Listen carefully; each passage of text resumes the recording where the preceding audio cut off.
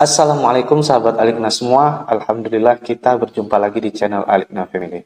Sahabatku, di dalam tradisi Islam, orang yang menuntut ilmu ketika dia sudah menjadi ilmuwan dan cendekiawan, maka ada tuntutan yang lebih besar daripada hanya sekedar dia itu untuk mengamalkan, ya.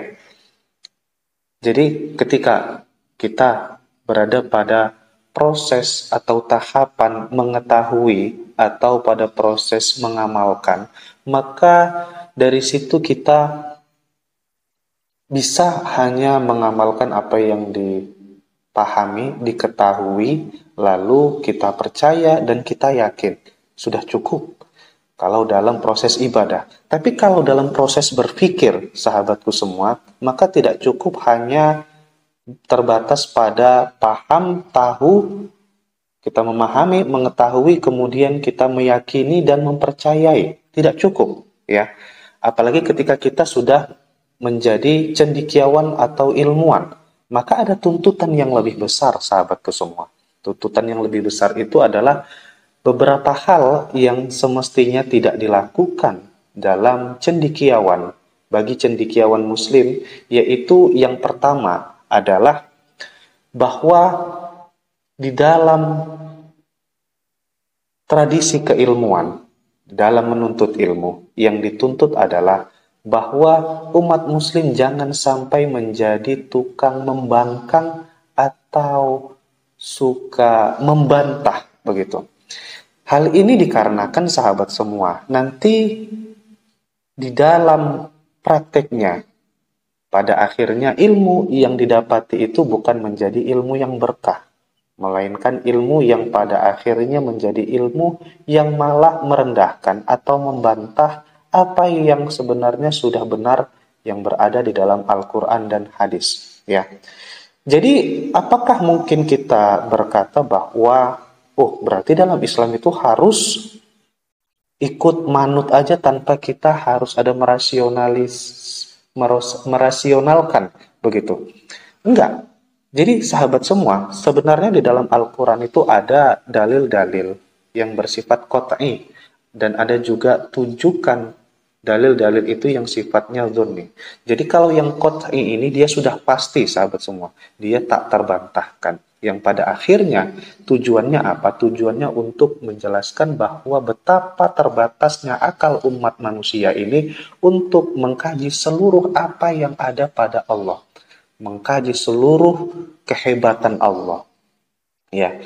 Jadi sahabatku semua, yang tidak boleh itu adalah membantah atau membangkang dengan tujuan untuk memperkuat argumen dia dan melemahkan argumen atau kebenaran-kebenaran yang ada pada Islam. Itu yang tidak diperbolehkan.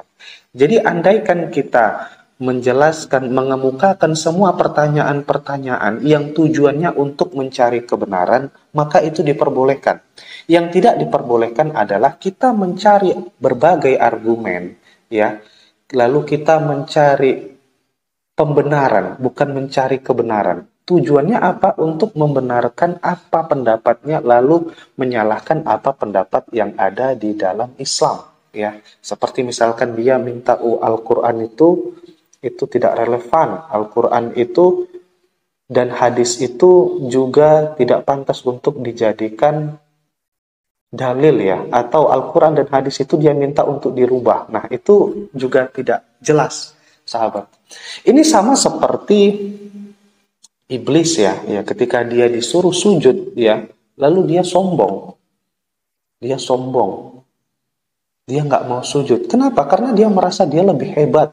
Padahal sahabatku semua, konsepnya di dalam Islam adalah semakin hebat ilmu kita, maka semakin tunduklah kita kepada Allah Subhanahu wa Ta'ala. Ya, semakin kuat kita meneliti, pada akhirnya kita akan mengetahui betapa lemahnya kita dan betapa hebatnya Sang Pencipta itu. Maka yang tidak boleh ini seperti Fir'aun juga, sahabatku semua. Ya, dijelaskan di dalam Al-Quran, zulman wa ulwan. Dia itu melakukan kezaliman dan juga dia merasa dirinya hebat, wa ulwan. Padahal wastaiqonatha anfusuhum. Padahal hati kecilnya itu dia memahami bahwa apa yang sebenarnya ada di dalam Al-Quran itu sebenarnya merupakan suatu kebenaran. Wastaiqonatha anfusuhum, dan dia yakin di dalam hati kecilnya bahwa sebenarnya dia yang salah, tapi dia ngeyel. Begitu sahabatku semua, ya. Nah, inilah yang tidak dibenarkan. Oke, itu yang pertama. Yang kedua, sahabatku semua, yang tidak boleh, ya, yang berbahaya bagi cendekiawan muslim atau para ilmuwan muslim adalah al-kibar. Dia merasa sombong. Nah, kesombongan yang ada pada dirinya itu membuat dia merasa hebat, sementara ajaran yang lain itu, yang selama ini dia kaji itu merasa tidak hebat, sahabatku semua. Nah, ini yang tidak boleh. Di dalam hadis yang diriwayatkan Imam Muslim, itu dijelaskan, al-kibar huwa batarul haq wa ghamtun nas.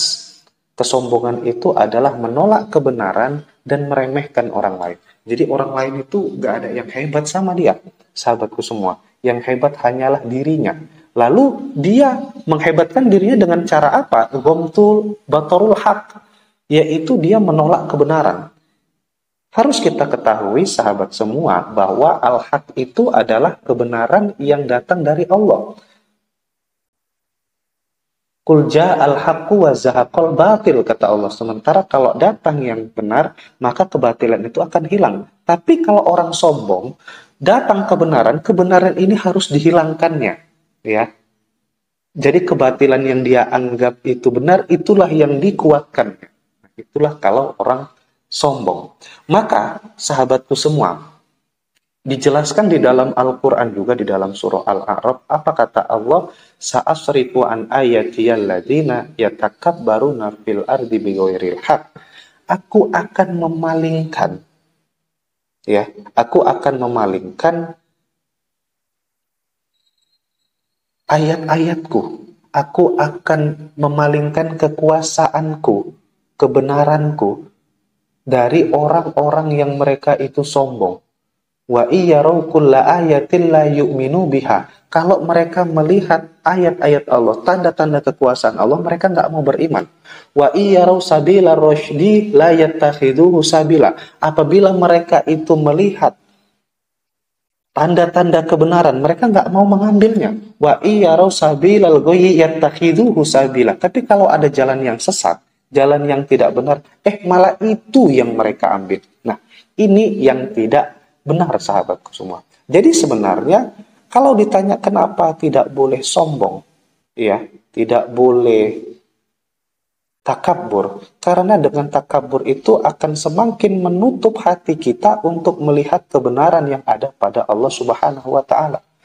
Jadi kebenaran yang ada pada Allah itu sebenarnya mutlak. Kebenaran yang ada pada diri kita ini, inilah yang sifatnya relatif, sahabatku semua, yang belum tentu benar menurut Allah Subhanahu wa taala. Tapi kalau apa yang menurut Allah Subhanahu wa taala benar, pasti itu benar untuk manusia. Kenapa? Karena Allah lebih mengetahui apa yang ada di dalam hati kita dan apa yang kita inginkan. Begitu, sahabat semua.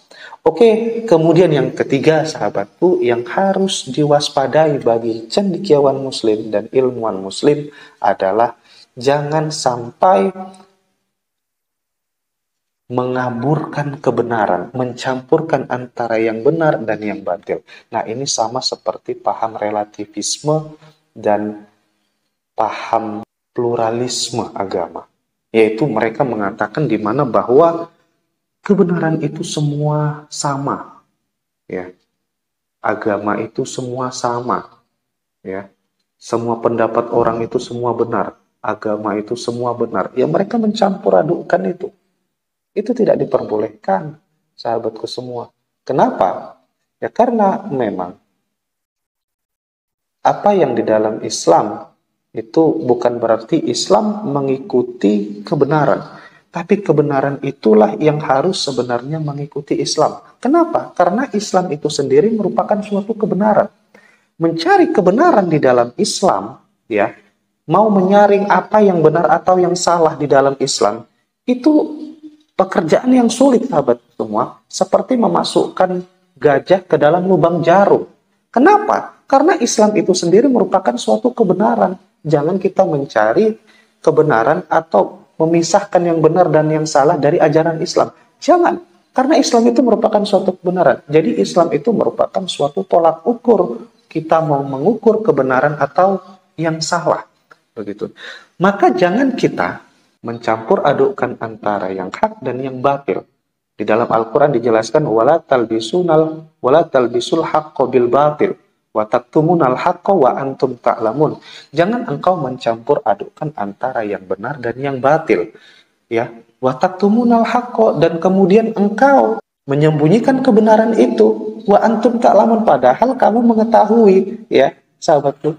Jadi ada orang ini yang dia itu demi mempopulerkan dirinya, demi menguatkan argumen dia, demi diakui agar dia itulah yang benar, ya, maka kebenaran itu dicampur adukkannya dengan yang salah, kebatilan, dengan relatifnya tadi, dan juga dengan konsep pluralismenya itu tadi dicampur adukkannya. Kemudian yang lama-lama setelah kabur antara yang benar dan yang batil, maka yang benar itu dihilangkannya, yang batil itulah yang dianggapnya menjadi suatu kebenaran. Nah, ini tidak dibenarkan, sahabatku semua. Nggak boleh yang seperti itu. Ya. Jadi kalau kita lihat sebenarnya apa alasan sebagian orang untuk mengatakan pendapatnya itu yang mencampurkan antara yang hak dan yang batil.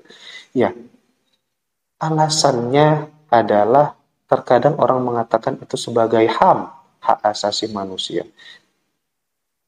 Jadi manusia memang punya kebebasan. Tapi ingat sahabatku semua, kebebasan manusia itu adalah kebebasan yang dia dalam ruang lingkup khalifah. Ya. Kebebasan dalam ruang lingkup khalifah. Harus kita bedakan antara khalifah dengan amir. Harus kita bedakan antara khalifah dengan ilah. Ya, kalau ilah itu adalah atasan yang dia tidak ada atasannya lagi. Tapi kalau khalifah, dia itu merupakan atasan yang masih ada atasannya.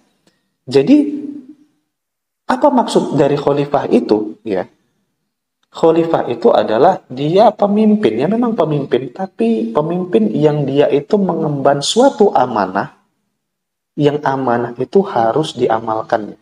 Maka kata Allah, inni ja'ilun fil ardi khalifah. Ya, aku menciptakan manusia yang berkarakter khalifah. Ya, jadi khalifah itu ada amanah yang dia harus tinggalkan, maka dia tidak bisa berbuat sekehendaknya sendiri. Manusia memang bebas, sahabatku, tapi jangan sampai kebebasannya itu melanggar batasan atau pagar Allah Subhanahu wa Ta'ala. Sehingga jangan sampai kebenaran yang ada pada Allah itu harus dia ubah, harus dia campur adukkan dengan kebatilan. Itu tidak boleh, sahabatku semua. Ya, maka seperti tadi yang pernah saya katakan, bahwa sebagian orang menganggap bahwa isi dari Al-Quran atau Al-Hadis itu harus diubah karena sudah tidak relevan dengan zaman sekarang. Sahabatku semua, kalau mau mengubah, bukan ayat atau hadisnya, bukan teks Al-Quran atau hadisnya yang diubah, tapi yang harus diubah adalah interpretasinya. Yang harus diubah itu cara menafsirkannya, metode penafsirannya, atau pemahamannya.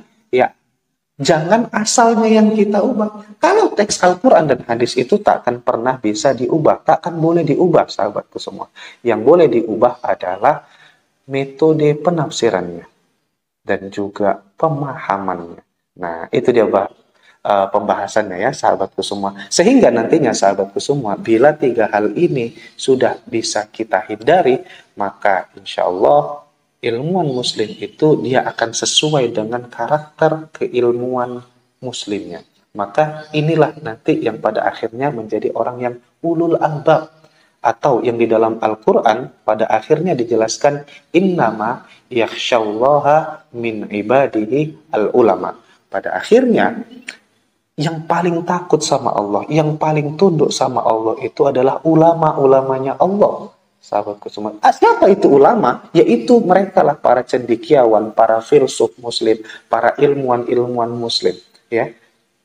Mereka itulah yang takut kepada Allah. Maka tadi ketika dikatakan ketika kita hanya mampu memahami, kita mampu mengenali, lalu kita meyakini dan percaya terhadap Islamic Science atau Islamic Studies itu tidak cukup, ya, tidak cukup. Tapi kalau kita sudah bisa menjaga agar kita tidak mengamalkan 3 hal yang ini tadi, maka di situ kita akan menjadi ulama.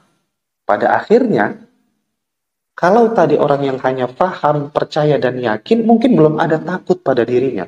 Tapi kalau orang yang sudah dia tidak ngeyel, dia tidak sombong, dan juga tidak mempercampur adukkan antara yang hak dengan yang batil, maka dia akan sampai pada derajat ulama. Yang pada akhirnya ulama ini, yakhsyallah, dia takut kepada Allah. Dan pada akhirnya sahabatku semua, penghujungnya apa kata Allah?